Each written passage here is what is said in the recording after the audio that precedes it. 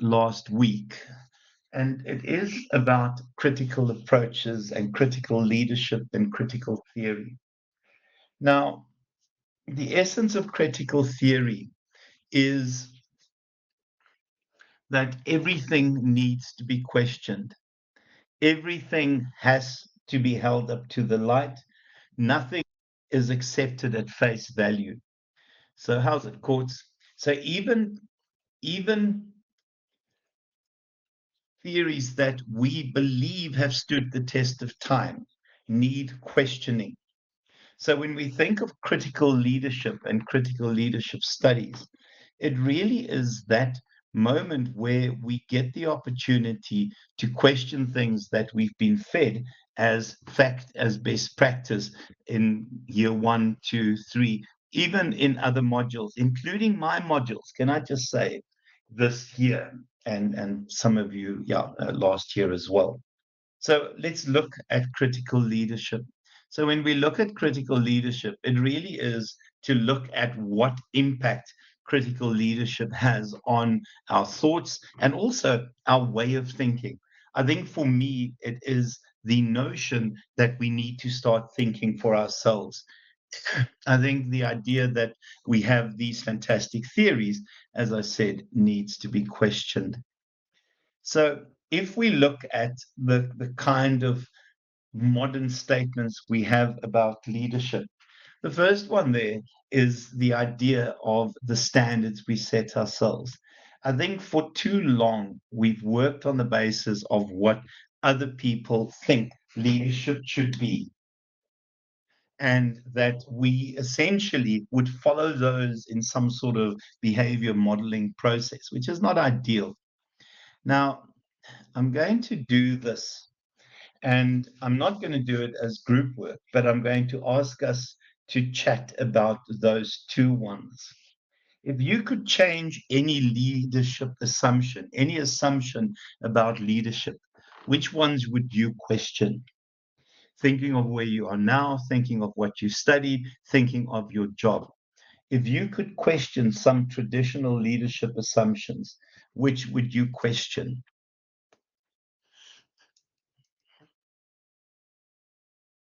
What are some of the assumptions about leadership that have lived over time? Yeah, absolutely. Sometimes leaders cannot control the environment, cannot control what happens, and leadership is a lot more than just results. Yeah, I think it's that sort of be all and end all view of leadership, that leadership is everything and more and is responsible for everything. I mean, it's insane. Yo, that's Chelsea, that's such a lacquer one as well. Leaders must be the best out of their group. I can tell you now, Siya Kolisi is not our best rugby player. Siya Kolisi in that Springbok team, I don't even know whether he features in the top 10 rugby players out of the 23 on match day. But my goodness me, what he is as a leader. I think leaders are cut from different things, but the idea that the best person um, or the leader has to be better than everyone else at doing certain things. He's a wonderful leader, Anastasia, and I would love to at some point see somebody do research on him as a leader, because I don't think it is fake. I don't think it is taught. I think it is something innate. I think he understands situations, he reads situations. But I think it is right, and the problem with that is sometimes when we promote people, if you're looking to promote, let me just use a silly example, somebody in charge of accounting is not always the best accountant that will make the person make the best leader of a group of accountants. The sets of skills that you expect from accountants versus the sets of skills that you expect from a leader are vastly different. So it throws out that idea that the leader has to be better at everything than the group.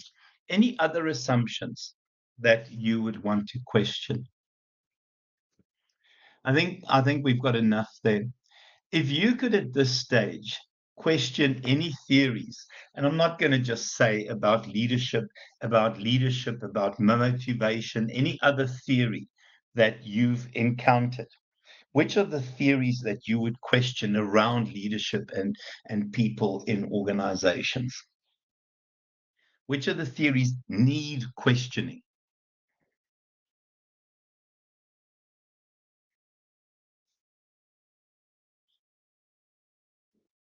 Which theories need questioning? That there's something missing with them, even though we teach them as best practices. Which theories would you question there?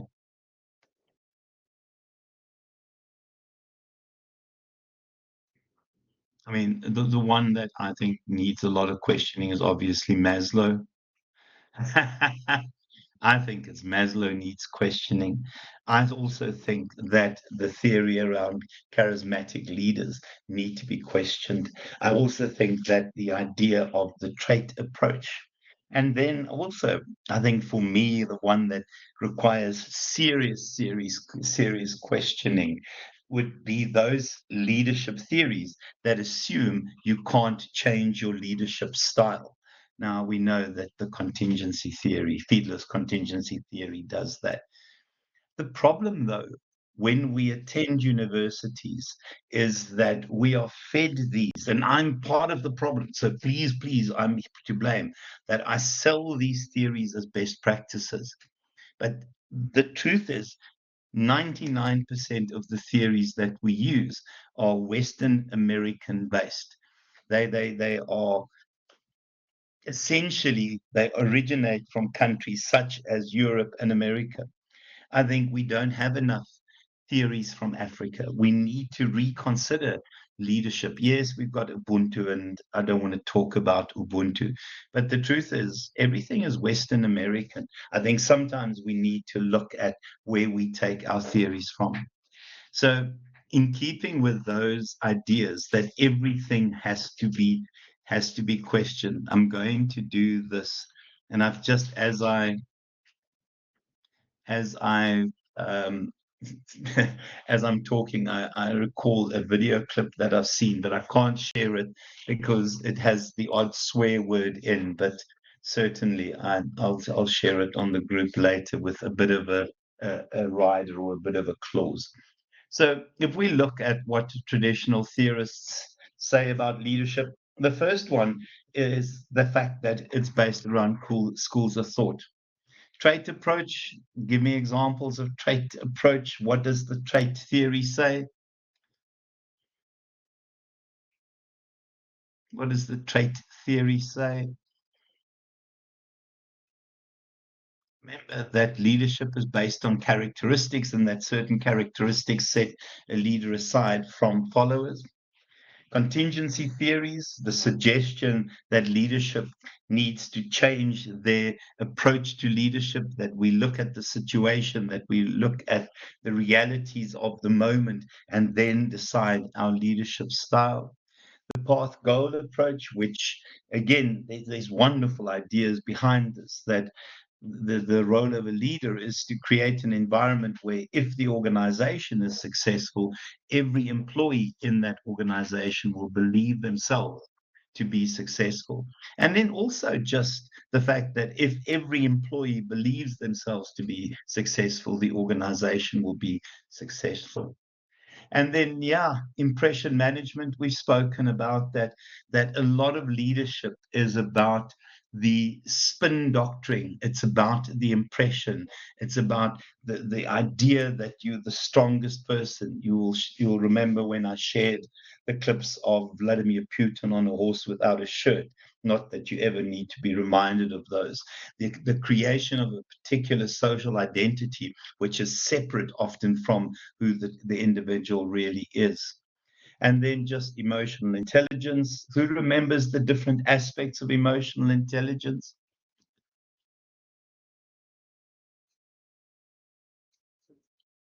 Who remembers the different aspects of emotional intelligence? Remember, it's reading your own emotions and controlling your own emotions, reading the emotions of others and managing their emotions. Remember the idea of EQ being very different from IQ, and we now also talk about strategic intelligence, SQ, the idea to anticipate and make predictions and anticipate and make changes in the organization in line with those anticipated changes. Guys, and then charismatic and transformational leadership we've discussed at length.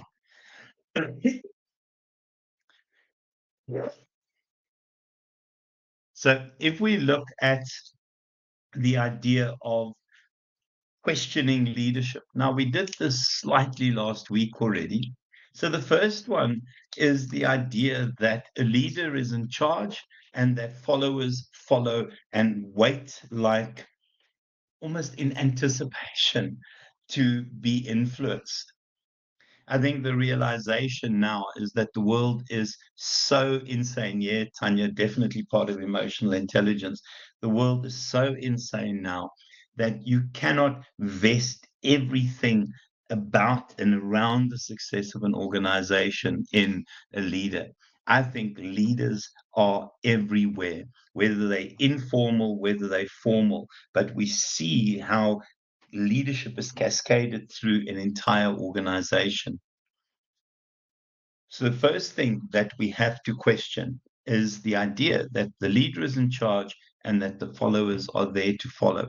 If you look at the South African rugby setup, let me tell you, there are multiple leaders that actually have a role, that plays some part in the success of that team.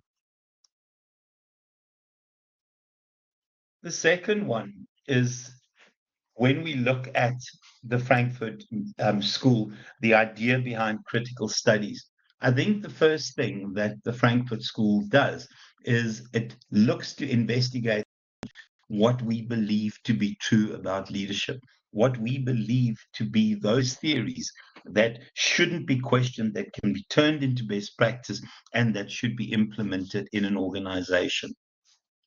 The key thing is that it's about this.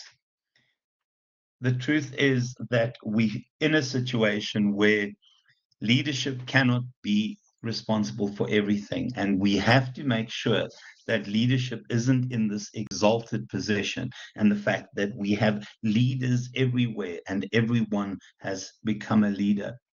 So in terms of critical management theory and critical theory, I think the first one is it brings into question that leadership is in some sort of privileged form over one element in over another element in the organization, that leaders are in charge, they have all the power, they have all the shine, they have all the authority, and it is a privilege to become a leader and everyone should automatically follow. I think the reality is we have to start questioning these ideologies around what was previously accepted as the power relations. Manager in charge, leader in charge, and followers there to follow. The next one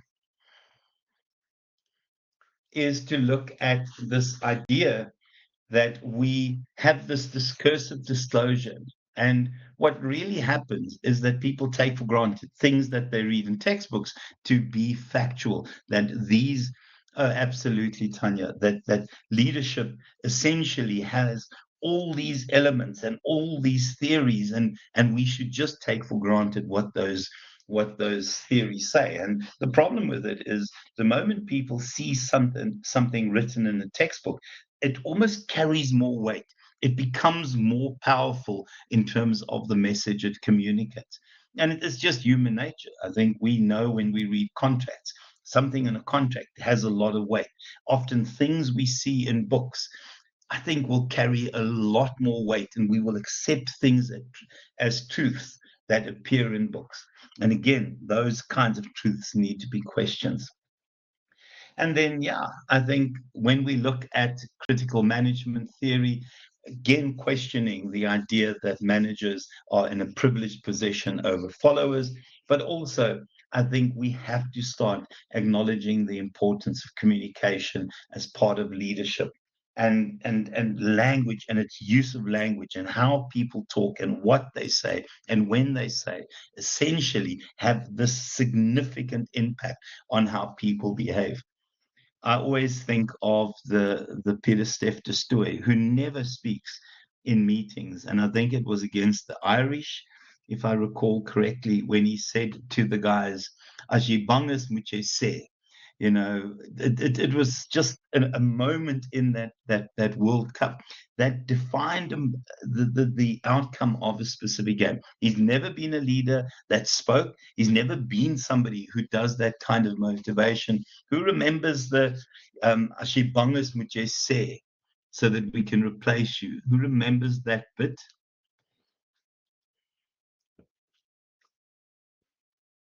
Yeah. Yeah, chasing the sun too, Tanya. It had wonderful impact. But again, it's a communicative action. He is not in a formal leadership role, but in the communication moment there, my gosh, he rose as a leader. It was a wonderful, wonderful, wonderfully powerful moment in the World Cup. Well done. So let's look at critical leadership studies. So the first one is about power relations. And then I think what happens because of the traditional approach to leaders is that an existing leader will appoint somebody who sounds like, looks like, talks the way he does. And that leader would do the same. So what we do is we reinforce leadership styles that have been around since the 1900s, because every manager, every leader tries to find a copy of themselves to replace them. So the problem is we sit in this situation where leadership is very, very occasionally transformed. I think there is a look, there is a feel that you can tie back to managers and leaders in an organization over time. Anyone want to share that where they've worked for an organization where people are almost clones of each other in leadership positions? When the one disappears and you close your eyes, you can almost imagine that the other person is the same individual. Has that ever happened to anyone?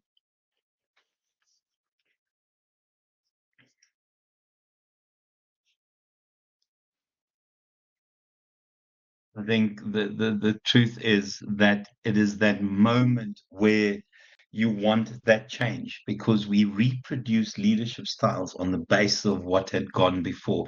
You guys are very lucky, very, very lucky. Right, so let's start looking at those weaknesses of mainstream leadership.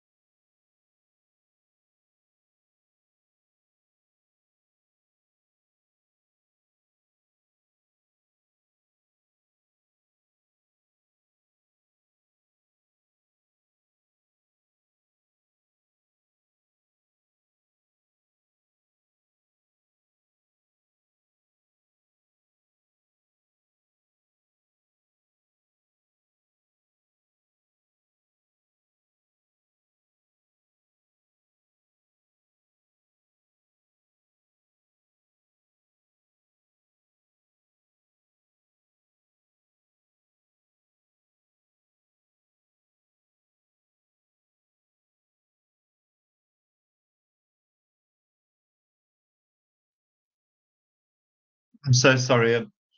I'm so sorry about that, guys. Yeah, my fiber is again doing its magic, so I've just moved on. I should just be my 4G before I start. This is not worth it. Okay, let me share again. My apologies.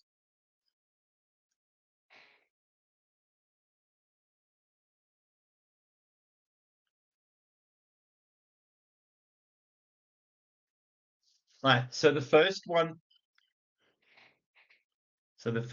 is the idea of essentialism, and it really refers to the fact that we consider a leader essential to the success of any team.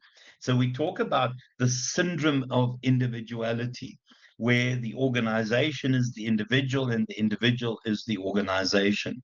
It becomes this idea that you have this one great leader, this great man theory that we've spoken about previously, and we know that it's not about being sexist, almost that kind of view of leadership.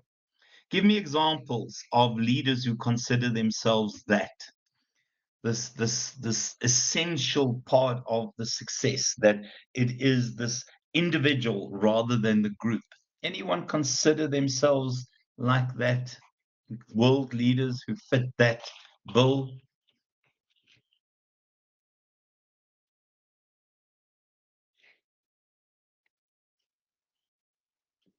Yeah. Did anyone watch the debate talking about Trump?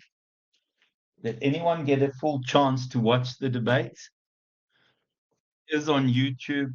Tanya, comments about that? Cleo, well worth the watch. Well worth the watch. Comment, Tanya. Gerardo, watch snippets. Go to YouTube, watch the full debate. My goodness me. Any comments, Tanya? Don't worry, Trump can't listen in.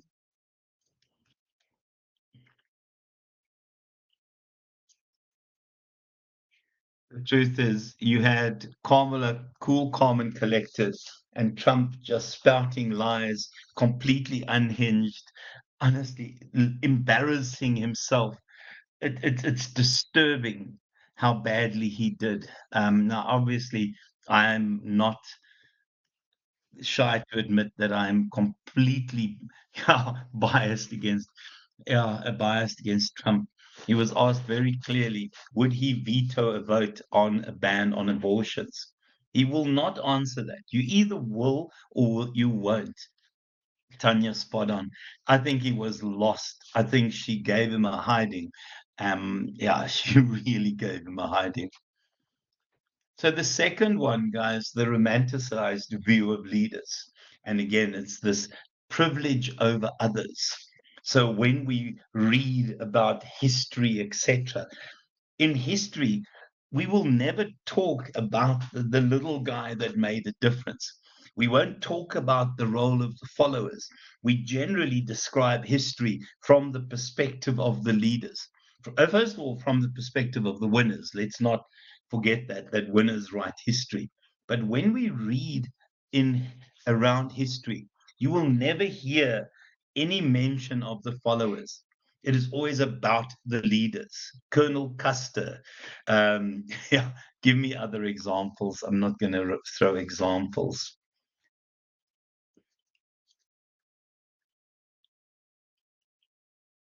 Examples of history where the leader seems to have done absolutely everything. Winston Churchill, guys. Yeah, Mark. Winston Churchill was dodgy. Winston Churchill, if you read around with Winston Churchill, he used to have meetings in the bath with people. I mean, he was a nutter. He was an absolute nutter. But he did a great speech. We will fight them on. He wasn't going to fight them. Other leaders that essentially in history is romanticized. I think somebody who gets romanticized quite often, and I mustn't say this in a bad way because I am a fan of the person, was Ronald Reagan. But Ronald Reagan came into South Africa, came into power in America when anyone could have run the country. And the problem is it's a bit before your time, so I shouldn't talk about history. But Ronald Reagan didn't even understand the policies he implemented. Yet we consider him a great leader because we look at leadership as results, as it was suggested earlier. We shouldn't do. Any other leaders that are romanticized in history? What do you think the descriptions of Hitler would be if Germany had won the war, had won Second World War? What would the descriptions of Hitler be had Germany won the war? Remember, history is written by the winners. Germany had won the war. What would we be reading about Hitler? I don't think it would be there. I think it would be what a wonderful human being he is in terms of ridding the planet of the Jew and the gypsies and the evil scourge of those people. That's it, Marcus. He would be seen as a great savior. And fortunately, Germany didn't win the war. Let's be honest. But I think a lot of people in the war, in the Second World War, are seen in a romantic light. So we see in terms of the changes where we now move on to post-heroic leadership, where we stop hero worshipping leaders and start realizing the small impact they really have in terms of the successes in a war, of a country, in an organization. And the focus is moved to this. It's about followers. One of the biggest concerns for me is that whenever people do leadership research, they will focus on the leader. No one will ever do research on the follower, because without followers, you don't have a leader. So the move and the shift that is suggested is to move away from this hero worshipping and start looking at collaborative effort, start looking at servant leaders, start looking at distributed leadership, shared leadership. But it is that collective form that seems to be the important aspect that needs questioning in terms of leadership. We have to move away from hero worshipping. And the other thing is this here, the idea that we are starting to look at followership. Who has heard the term followership prior to these lectures? I know all of you have heard the term leadership. Who has heard, who had heard the term followership prior to these lectures? Be honest, and I'm not making it up. I'm not Shakespeare.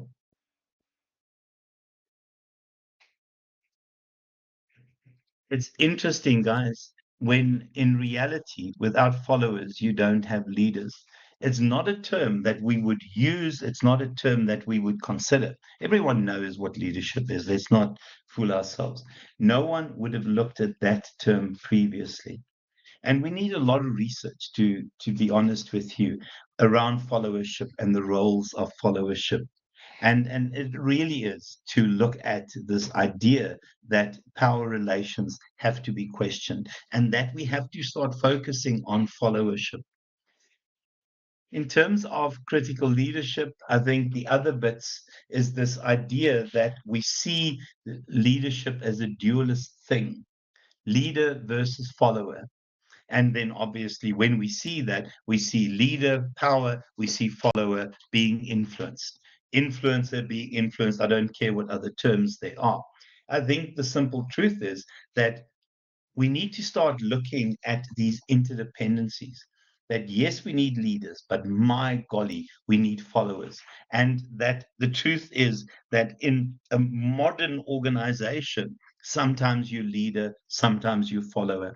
I have a strange situation where I am in Pietermaritzburg. I I report to, I suppose, the head of management sciences, and I report to the academic vice principal. I don't know titles.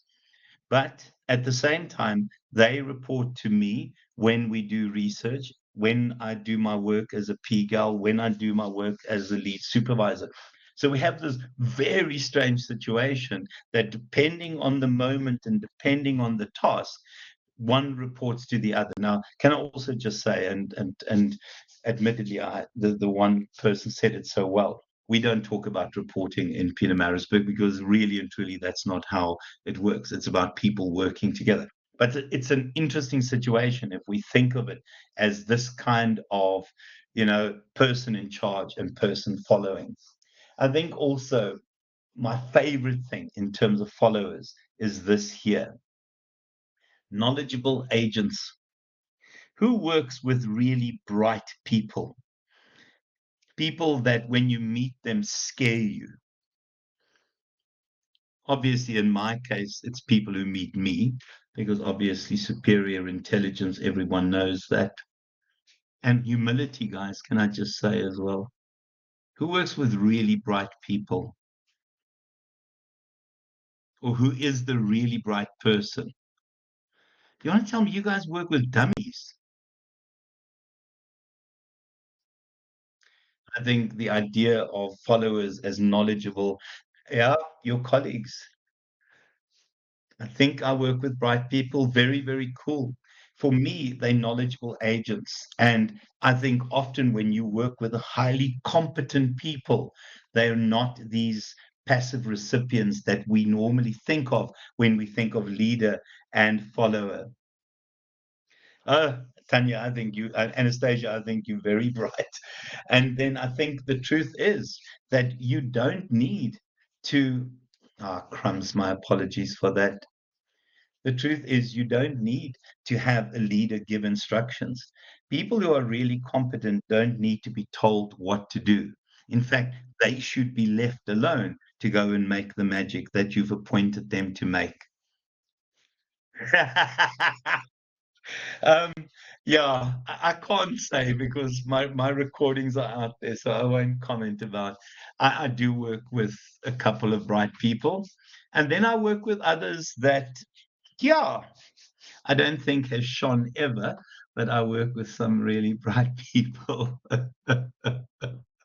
But the truth is, guys, when you work with highly competent individuals, you don't need to tell them what to do. It's offensive to think being in charge of somebody that is competent and you as the manager think you have the right to give that person instructions.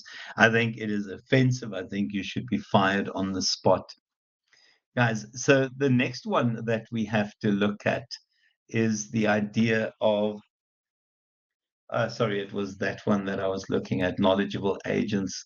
Um, the next one that we have to look at is control resistance. I think sometimes, and I just make sure that I'm not messing this up here. I think sometimes in terms of control and resistance, I think we sometimes, when in particular when you work for an autocrat who loves coercive behavior, you will sometimes see this kind of moment: constructive dissent. What does the term constructive dissent mean?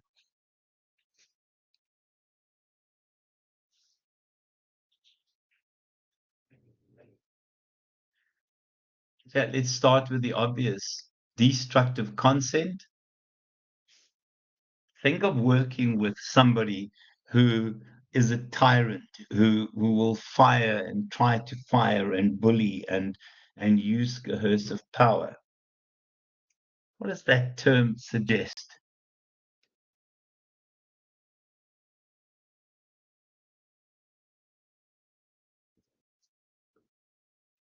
Okay, let's have a look at each of those.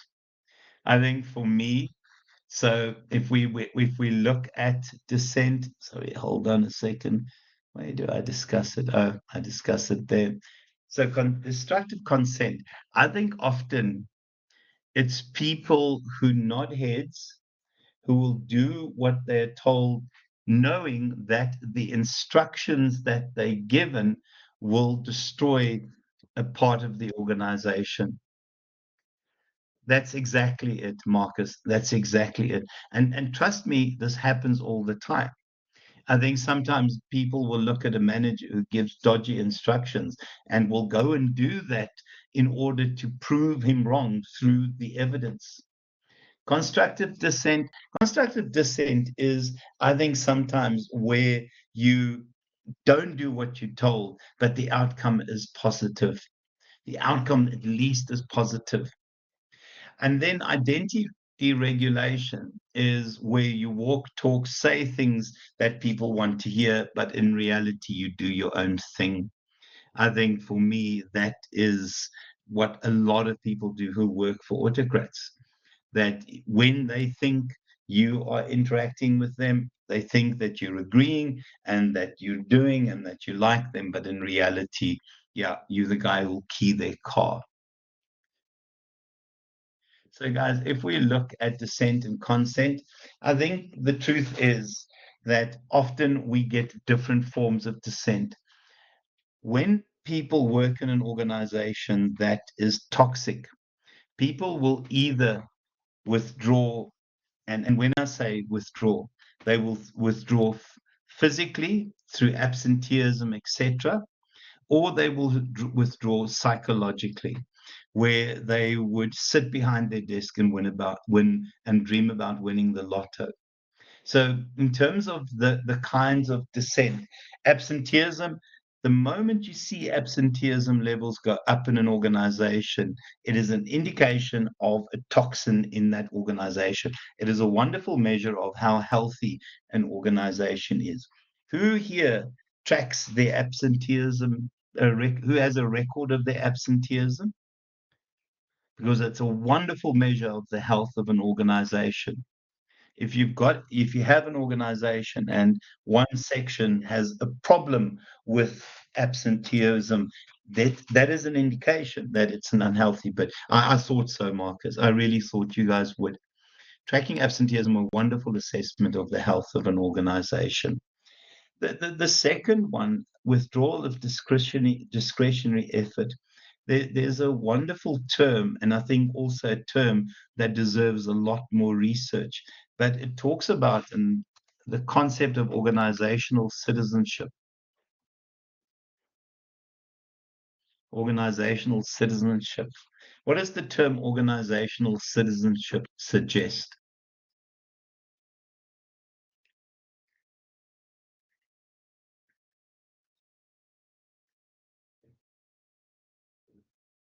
And it's also something that I believe should be included in people's performance appraisals and performance management processes. Organizational citizenship is based around the psychological contract that we have in an organization. I think you guys know that there are two types of contracts that an employee enters into. You enter into your employment contract, which is signed in ink, but then you enter into a psychological contract. It's those unwritten expectations and promises that are made as part of this relationship. For me, it's signed in blood, and yes, it's obviously metaphorical blood. Organizational citizenship is the idea that in an organization where you want to be and you believe you're looked after, there is that moment where you will always go above and beyond. It's the kind of individual, if a colleague is not feeling well, that will step in and help that colleague out. It is the kind of individual that when somebody needs to work overtime and it's an emergency, will step up and help. And it's not about the willing horse. And I think sometimes we underestimate the importance of organizational citizenship. It's also silly things that include standing around a braai and when people badmouth your organization, standing up for your organization. It again, guys. Oh, absolutely. It really is that. It's that psychological contract. Guys, can I also just say, for me, also an under-researched topic, organizational citizenship. So withdrawal of discretionary effort, it really is almost that point where we talk to work to rule. And those of you that have managed strikes before, you know that there's something called a work to rule strike. We work narrowly to the interpretation of your job description. Guys, and then other partial forms of consent.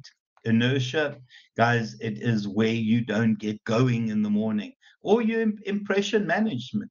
You, you say the right things, you smile at the right jokes, you greet the right people, but in reality, nothing much else happens. To also just say these again, as I said, are often contributors to the measures of what a healthy organization is. Then the idea of men versus women. Now, obviously, this is going to be a tough question to ask because we're in a leadership course and obviously we have certain expectations in terms of what should be said. But if you had to describe, in all honesty, your ideal male leader versus your ideal female leader, are you describing the same person? In all honesty, if you had to describe your ideal male leader and your ideal female leader, at least Tanya is honest, would you use the same description? I think the standards that women face makes it very, very difficult for them to rise to leadership positions. Because if a female behaves in the same way a man does, there are certain terms that are used. So we'll talk about a guy and we'll talk about the person as being ambitious, as being driven, as being focused on the future, as being tough and determined. If a woman says those things or behaves in that particular way, what would we call that woman? And be honest, I can't say it because it's a word that I'm not allowed to use while I'm being recorded. Two people honest out of the class. The truth is, research shows that when we describe, yes, Sina, well done. That's it. Yeah. And to just say, this comes from research, guys. So I wasn't going to say that, obviously. And I don't know what those little stars mean. An angry black woman. But Boiti, let's be honest, you are an angry black woman.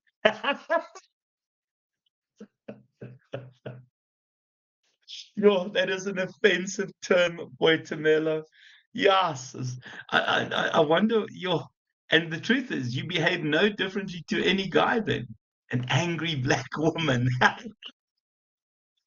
I'm obviously kidding. You know that you're, who called you that, if I may ask you? Oh, Sina, yeah, that I often always say happens. that. Well, who's I saying always that? get those remarks when I always get those remarks when I don't want to sign their request. And you find that we don't have money to do things. The next thing they want to go My party word. on visitations. So now, What is interesting? Yeah. Can I just say, and this is an interesting point now. Sorry, Boiti, who calls you those things? Boitumelo? Okay, I'm still Who is en that? route home. I'm still at route home, but just to emphasize, it was one of my brothers who worked for a company that I was also working with. At a braai, he was like, "Yeah, you guys are always the angry black woman in the workplace." So every time you disagree with another male counterpart or another colleague, you'll just find those words being exchanged amongst themselves. And I don't know, sometimes you take it as a compliment because that highlights how hard you're working and how firm you are, but it's not really enjoyable for other male counterparts It's in not the the way workplace. to describe it. It's not the way to say it. You wouldn't say that about a guy who behaves in exactly the same way. Control freak. Oh my word, Tanya, is that what you called Tanya the control freak? It has a ring to it. I would make that my status, Tanya, because you know what you do is you embrace things people call you. You make it your status on WhatsApp. That's one way of showing people up. Guys, what is interesting here, and and this was completely unrehearsed, obviously, with Boitumelo, but we have this discussion in terms of male and female, but a little bit later we look at gender-based issues as well. Now imagine being part of a gender plus the idea of where is that part of ethnicities that struggle in terms of how to survive the world of work. Imagine you've got both of those to deal with. And it's an interesting one. Guys, so in terms of the idea, where are things now? My apologies. Right, so when we look at gender-based critiques, I'll come back to that one. So I think the reality is, guys, we love stereotypes, and if you don't fit the stereotype, you create a new stereotype, and the expectation when you don't live up to that stereotype is that you're difficult, and I think that's part of the process. But when we look at what managers do, it's interesting, and in particular female managers. Women tend to be more transformational and reward things that deserve. And then look at this and indicate fewer management by exception. So, when somebody's doing well, they get treated well, but those that do badly are ignored, and then also just taking a back seat and allowing people to get on with it. And can I just say, can everyone hear? Chelsea can't hear. Can you just let me know that you can hear? Okay, thanks, Jess. It's you, Jess. You, Chelsea. Guys, sorry, at a wonderful point now. But it's interesting that it comes back to the point of being difficult. Guys, other bits that we see around gender-based critiques is, I think, trying to survive a corporate boardroom as a female is incredibly tough. I think you enter the boys' club and it's very, very difficult to survive that boys' club. I think it is subtle often the way that women are excluded, but the truth is there are extra challenges, not just in terms of how you perceived, but the kinds of struggles that you face, the kinds of obstacles that are put in your place. So, in terms of the idea of gender-based critiques, I think the first one, it talks about the leadership labyrinth, and it really is an indication of how women struggle in terms of getting and surviving in boardrooms. And the challenges, first of all, could be in differences in human capital. Remember, guys, sometimes women will have babies, will spend time away from work because of family responsibilities.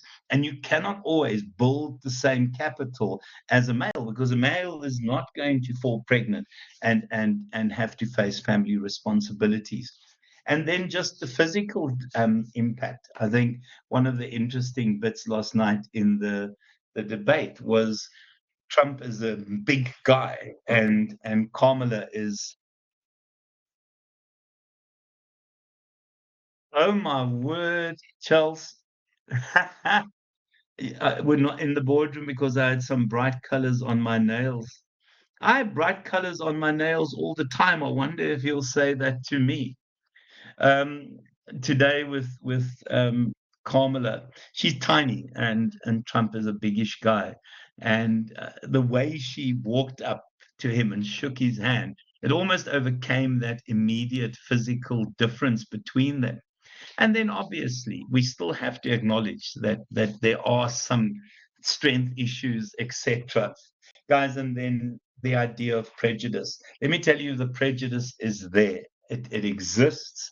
It's sometimes explicit, where people say to you, I won't respect you because of the color of your nails, or implicit, where people where people make it difficult for you to get there.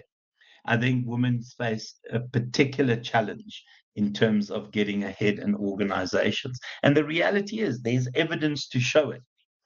Will America ever have a female president?